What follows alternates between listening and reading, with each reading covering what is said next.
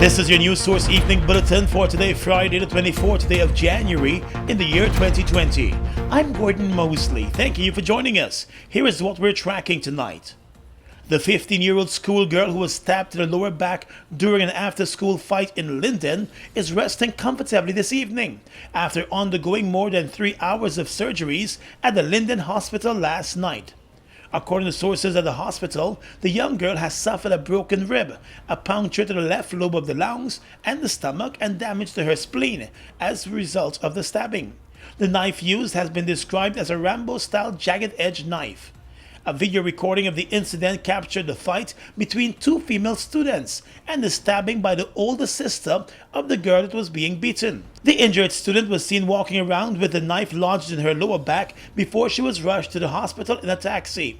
Police investigators in Linden are probing the incident, and charges could be filed soon. The girl who did the stabbing and her sister were taken into custody this morning. The Minister of Education and the team from the ministry traveled to Linden today, and she visited the injured students and also held a meeting with high school teachers and students in the town.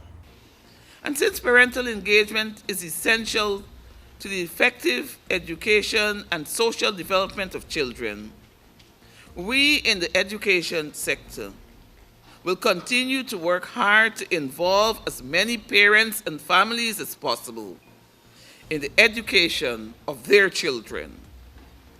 Parents need to see themselves as their children's first teachers, and they also need to be seen by teachers as partners working for the best interests of their children. I'm saying all of this here this morning because I recognize that at many levels we have issues where there's a breakdown of discipline and what is expected and required from various stakeholders. The Education Ministry maintains it has a zero-tolerance policy when it comes to violence in and out of the schools involving young people. If you know the right thing, to do the right thing. Because we will spare no effort. We will spare no effort in ensuring that the maximum penalties for these offenses are carried out in every instance. We have to send a strong message. More news coming up in just a moment. The voting process.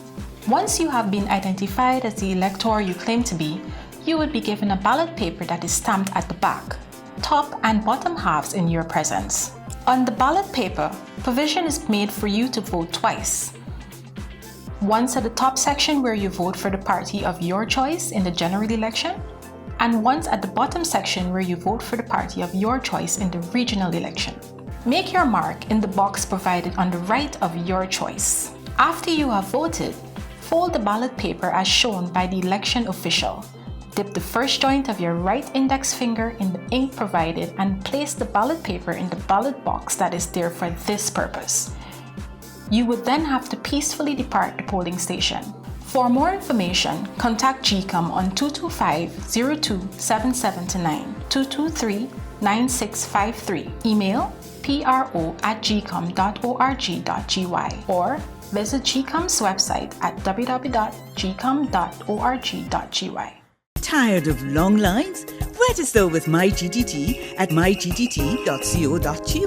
That's mygtt.co.gy to view and pay your bills from anywhere. Enter to win an Amazon gift card worth $25 or a bounty voucher worth 5,000 Guyana dollars when you sign up today. GTT, do more. The Guyana Elections Commission has published the revised list of electors. Eligible persons are advised to check their information on the list posted in their respective areas or on the GECOM's website at www.gecom.org.gy. Persons who did transactions such as new registration, changes, or corrections to their information in the recent registration exercises must check the revised list of electors to ensure that they are listed and information is correct. If your information is not correctly stated, you must visit the GECOM office in your area on or before the 25th of January 2020. with the triplicate copy of the registration form referred to as the pink slip to ensure the update is done. The updated and corrected information will be on the official list of electors. For more information, visit our website at www.gecom.org.gy. Follow GECOM on Facebook at Guyana Elections Commission. Contact us on 225-0277-9 or 223-9653. Email pro@gecom.org.gy or the nearest GECOM registration office. GBTI is your Guyanese bank, a bank that understands every customer's unique needs, opportunities, challenges, and financial concerns. At GBTI, we see you for you. Whether you're buying a new home or car, planning your next vacation or retirement, saving for your child's future, or whether you're ready to take that bold step of investing in your dream business idea, we are with you every step of the way. We hear your stories and watch you focus on your dreams as we share your aspirations. We are more than just banking. We are a family. We are part of your community. Our commitment extends way beyond the walls of our branches and is demonstrated every day in the opportunities we provide to our individual and business customers. The support, time, and commitment we give back to communities across Guyana to help improve the lives of our Guyanese families. Because we see Guyana through your eyes.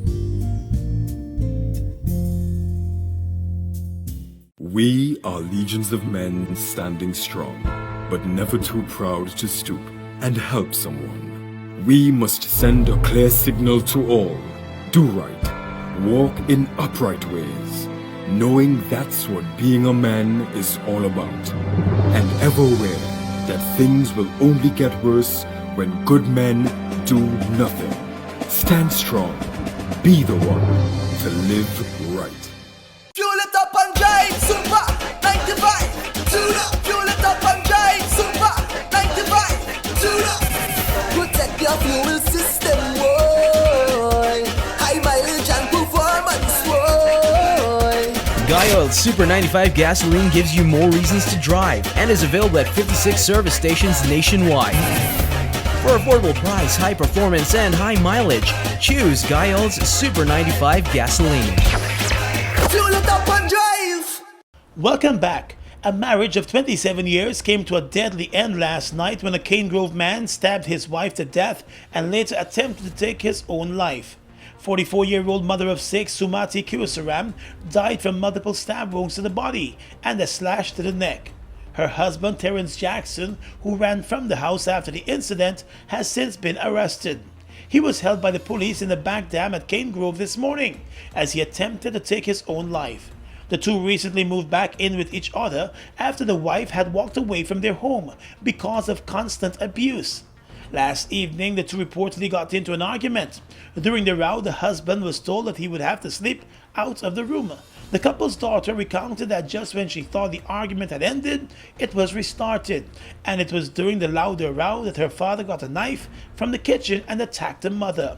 The daughter attempted to fight the father off as he attacked the mom, but she bolted from the bloody scene as he turned his attention to her.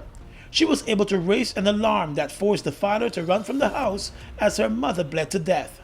Me live inside here, so me money inside sister, and I say you money inside here, so every time he come home, he always got to pay some debt, which is lie. And they start this big scene, but every morning there's actually be the alarm with them too. But night time, like when I get it out, I was be afraid if you get up, you go in the kitchen, you took something, you just kill her. But he never do something like that. But I don't know how this company had to do this now. He take the knife out of his bag, and I see the knife, but by the light to the knife, it's shining. I saw it. So then I see it jump in front of her, and then I could swear with a beach, give she a punch or something. So I sit. Blood spray. That is when my eyes never open. I couldn't say anything. I couldn't move. When I look back again, I see her throat slit, and I just keep on stabbing her. And I couldn't see it anymore, so I jump on him and I punch him on his back, at the back here. So I trying to say Daddy lay for. The investigations by the police are ongoing. Let's tell you now that as Guyana begins the celebration of its 50th Republic anniversary, the Golden Jubilee Youth Village opened this morning at Durban Park. The event will run until Saturday night and has brought together non-governmental organizations, youth groups and government agencies showcasing the work of Guyanese youth. Youth entrepreneurs are also showcasing their products and services at the event, and youth entertainers will be featured at the main concert tomorrow night. At the opening this morning, Minister of Social Cohesion Dr. George Norton noted that the government of Guyana remains committed to the nation's youth and their development. The setting up of this youth village was done deliberately and intentionally to showcase the incredible caliber of young Guyanese who will inherit the mission of building this already great nation. This youth village provides a forum ideally shaped to recognize and celebrate the achievements, talents, ingenuity, and scope of our young people throughout the length and breadth of Guyana. Youth Village is a statement to the world that young Guyanese are ready, they are intelligent, capable, and truly committed to taking this nation to new heights. The nation's young people are being encouraged to advance themselves so that they can better be able to advance the country. That point was reiterated by youth activist Ronald Austin Jr., who spoke extensively on Guyana's history and the need for youths to advance themselves to take over leadership. I want to say to the youth who are there within the stands, I hope you're hearing, we must disabuse ourselves from the notion that the only thing we are required to bring to the leadership table is youth. Good leadership demands character, it demands honesty, it demands integrity. You cannot come to the leadership table and say, forget what I've done, forget my track record. You must select me because I am a youth. With several organizations present at the event, visitors were able to view displays covering several issues, including robotics. On Saturday, the Youth Village will culminate with a grand stage performance in the evening from local and international artists, including Brandon Harding, Tamika Marshall, K.I., and Rupi. In the courts now, a driver who operated his minibus with the passenger door open and allowed his student passengers to jump from the moving bus will be spending the next 6 months in jail. The driver, Omkar Rambaros, appeared in court yesterday and was charged with dangerous driving, failure to ensure the safety of passengers, and breach of insurance. He pleaded guilty to the 3 offenses and was slapped with a 6-month jail sentence. In addition to the prison sentence, Rambaros' driver's license has also been suspended for 1 year. The conductor of the bus managed to escape from the lawmen, and he is still to be arrested. The driver of the Route 44 bus was arrested after the video surfaced on social media, showing him traversing the East Coast Highway while the passenger door was open, and students were allowed to jump from the moving bus. The Guyana Police Force is encouraging persons to continue to send videos of those drivers breaking the law to its Facebook page for further investigation. 6 months after a businessman was allegedly beaten at the hands of a police officer, the policeman has found himself before the court facing an assault charge. 27-year-old policeman Jamal Watson appeared before Magistrate Shirley Isaacs Marcus this morning and denied the allegation made against him. The court heard that on the 19th of July 2019 at Rhymeville, Watson severely assaulted businessman Jermaine Wilson, leaving him with a broken jaw. The incident was captured on camera. The businessman reportedly went to the police outpost to inquire about his brother who was in custody when he got into an argument with the policeman. The confrontation between the two got out of control as it became physical. Eventually, the policeman was able to restrain the businessman but allegedly kept punching him to the face. The businessman later complained that he was further assaulted while being handcuffed. Bail was granted to the policeman today, and he will have to return to court later this month for the continuation of the case. And these 3 men who were charged last year with the smuggling of foreign chicken have been found guilty of the crime and ordered to pay $5.7 million to the Guyana Revenue Authority or face 1 year in jail. The magistrate at the Sparendam Court handed down the decision yesterday and gave the convicts 1 week to pay over the money or face jail time. The three men, Jimmy Ferguson, Antonio Robertson, and Sohan Bisapan, were nabbed in August last year with the uncustomed product. They had the 240-pound boxes of chicken in their possession that was smuggled from neighboring Suriname. The case was prosecuted by the Guyana Revenue Authority as it continues its efforts to clamp down on smuggling. In the High Court, a 29-year-old North Ramville resident was today sentenced to 23 years in jail after admitting to the execution-style killing of Festival City resident Christopher Wharton. In court, the accused, Rickford Jones, called Junie, appeared before Justice Sandal Kisoon and entered a guilty plea to the lesser count of manslaughter. He admitted to the unlawful killing of Wharton in November of 2015. Wharton was on the stairs of his Festival City house when he came under a hail of gunfire. The incident was captured on CCTV cameras, and the two suspects were seen riding away from the scene. Wharton's father was also injured during the attack. The other accused in the matter, Brian Mohan, has maintained his innocence and is now scheduled to face a high court trial. Across the region is coming up next. The voting process. Once you have been identified as the elector you claim to be, you will be given a ballot paper that is stamped at the back, top and bottom halves in your presence. On the ballot paper, provision is made for you to vote twice. Once at the top section where you vote for the party of your choice in the general election, and once at the bottom section where you vote for the party of your choice in the regional election. Make your mark in the box provided on the right of your choice. After you have voted, fold the ballot paper as shown by the election official. Dip the first joint of your right index finger in the ink provided and place the ballot paper in the ballot box that is there for this purpose. You would then have to peacefully depart the polling station. For more information, contact GECOM on 225-02-7729, 223-9653, email pro@gecom.org.gy, or visit GECOM's website at www.gecom.org.gy.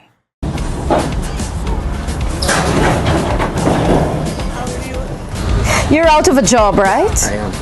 How long have you been in construction? Very long. What's your experience? Show me how hard you can work. That's it? We'll call you. Sir, I'll be tempted to touch you if you don't step back. Sir, kindly remove from the premises. Sir, you're making me hot. Please remove from the premises. Come on, sir, give me some more. What is that? Give me more. I want more. I want to see that body. You're too sexy for this job. Sir, this job requires muscle power. What do you have? Flexibility. This job requires that you work long hours, hard hours.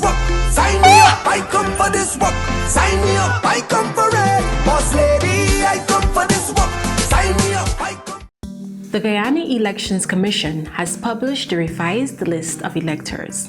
Eligible persons are advised to check their information on the list posted in their respective areas or on the GECOM's website at www.gecom.org.gy. Persons who did transactions such as new registration, changes, or corrections to their information in the recent registration exercises must check the revised list of electors to ensure that they are listed and information is correct. If your information is not correctly stated, you must visit the GECOM office in your area on or before the 25th of January 2020 with the triplicate copy of the registration form referred to as the pink slip to ensure the update is done. The updated and corrected information will be on the official list of electors. For more information, visit our website at www.gecom.org.gy. Follow GECOM on Facebook at Guyana Elections Commission.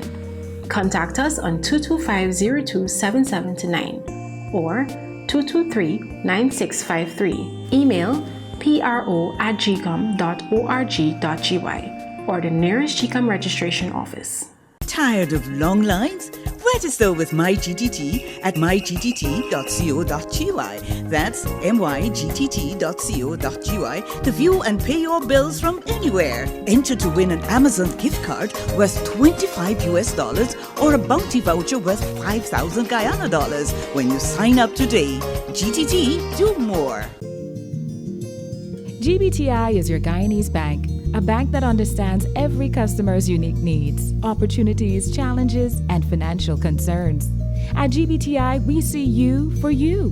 Whether you're buying a new home or car, planning your next vacation or retirement, saving for your child's future, or whether you're ready to take that bold step of investing in your dream business idea, we are with you every step of the way. We hear your stories and watch you focus on your dreams as we share your aspirations. We are more than just banking. We are a family. We are part of your community. Our commitment extends way beyond the walls of our branches and is demonstrated every day in the opportunities we provide to our individual and business customers. The support, time, and commitment we give back to communities across Guyana to help improve the lives of our Guyanese families. Because we see Guyana through your eyes. Across the region right now, the Caribbean Export Development Agency has received commendation from Ambassador Daniela Tremixer, head of the EU delegation of the European Union to Barbados, the Eastern Caribbean, the OECS, and CARICOM. The commendation is for the agency's work involving the CARIFORUM EU Economic Partnership Agreement. The CARIFORUM EU Economic Partnership Agreement is a trade and development partnership which was signed in 2008 by the 15 member states of CARIFORUM and the EU's 28 countries, with the objectives to facilitate trade and investment between the EU and CARIFORUM and to catalyze development across the Caribbean. The ambassador praised the work done by the Caribbean Export on the promotion of Caribbean firms at international fairs and fora. Police in southern Mexico have forced back a group of around 1,000 migrants, mainly from Central America, trying to enter the country from Guatemala. Officers with shields and batons pushed the group that left Honduras last week, hoping to reach the U.S. border and eventually seek asylum. This was their third attempt to cross into Mexico. The Mexican government is under huge economic and diplomatic pressure from the Trump administration to stop migrants from reaching the U.S. southern border. Hundreds of people have already been deported back to Honduras. And finally tonight, international news. Huge crowds have taken to the streets of Iraq's capital Baghdad to demand that U.S. forces leave Iraq.